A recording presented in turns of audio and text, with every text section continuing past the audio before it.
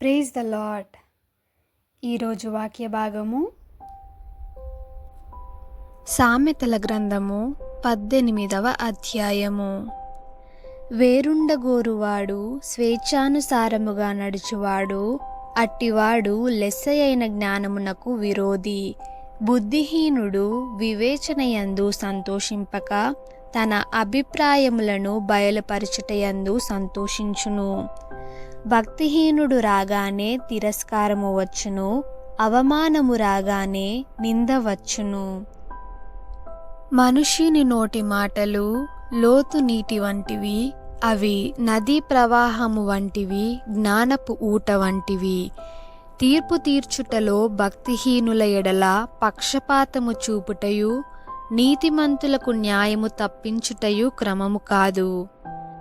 బుద్ధిహీనుని పెదవులు కలహమునకు సిద్ధముగా నున్నవి, దెబ్బలు కావలనని వాడు కేకలు వేయును. బుద్ధిహీనుని నోరు వానికి నాశనము తెచ్చును, వాని పెదవులు వాని ప్రాణమునకు ఉరి తెచ్చును. కొండెగాని మాటలు రుచిగల భోజ్యములు, అవి లోకడుపులోనికి దిగిపోవును. పనిలో జాగు చేయువాడు నష్టము చేయువానికి సోదరుడు. యెహోవా నామము బలమైన దుర్గము, నీతిమంతుడు అందులోనికి పరుగెత్తి సురక్షితముగా నుండును. ధనవంతునికి వాని ఆస్తి ఆశ్రయ పట్టణము, వాని దృష్టికి అది ఎత్తైన ప్రాకారము. ఆపత్తు రాకమునుపు నరుని హృదయము అతిశయపడును, ఘనతకు ముందు వినయముండును. సంగతి వినకముందు ప్రత్యుత్తరమిచ్చువాడు తన మూఢతను బయలుపరిచి సిగ్గునొందును. నరుని ఆత్మ వాని వ్యాధి నోర్చును, నలిగిన హృదయమును ఎవడు సహింపగలడు? జ్ఞానుల చెవి తెలివిని వెదకును, వివేకము గల మనస్సు తెలివిని సంపాదించును. ఒకడు ఇచ్చు కానుక వానికి వీలు కలుగజేయును, అది గొప్పవారి ఎదుటికి వానిని రప్పించును.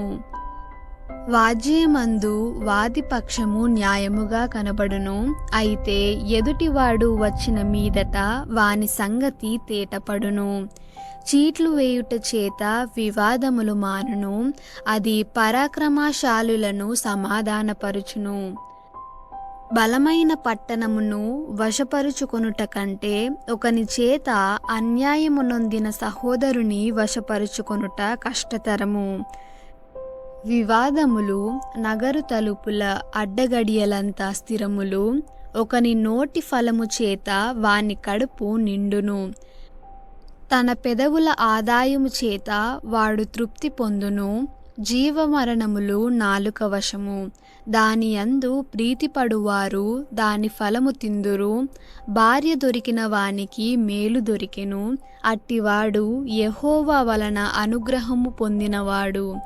దరిద్రుడు బతిమాలి మనవి చేసుకొనును, ధనవంతుడు దురుసుగా ప్రత్యుత్తరమిచ్చును.